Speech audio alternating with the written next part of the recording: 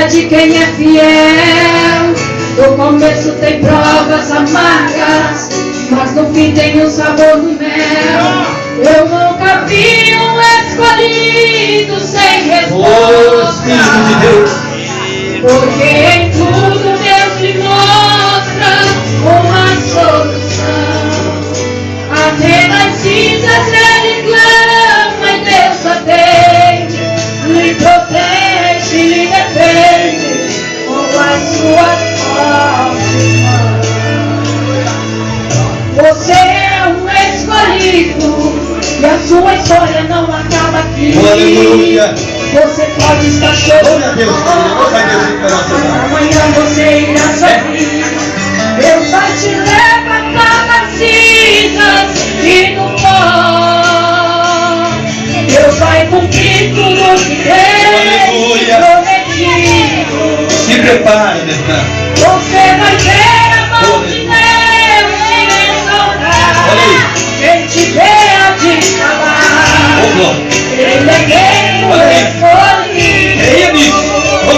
Como dizer que você nasceu pra você, que já sabia porque você tinha mesmo cara de vencedor, e que se Deus quer agir, ninguém pode impedir.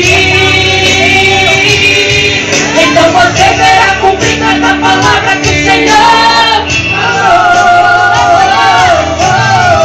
Quem te viu passar na prova e não te ajudou, quando vê você não resolveu, E você não tá. vai olhar e veja que Vivendo em você. sabe nunca pensamento que você vai dizer. Eu não sou mulher eterna, gente que é fiel. Na verdade a minha boca tinha boca mais. A minha vitória hoje tem sabor de mel. Tem sabor de mel, tem sabor de mel. A minha vitória hoje tem sabor de mel. Tem sabor de mel, tem sabor de mel. A minha vitória hoje tem sabor de mel.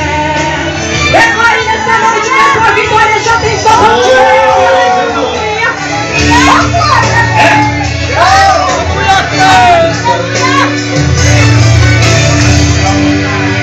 Espírito de Deus. Te levantar das cinzas e do pó. Deus vai cumprir tudo que Deus te prometido. Você vai ver a mão de Deus te exaltar. Quem te vê há de falar, Ele é mesmo escolhido. Vão dizer que você nasceu pra vencer, que já sabia porque você tinha mesmo cara de vencedor, e que se Deus quer agir, ninguém pode impedir. Então você verá cumprir cada palavra que o Senhor falou.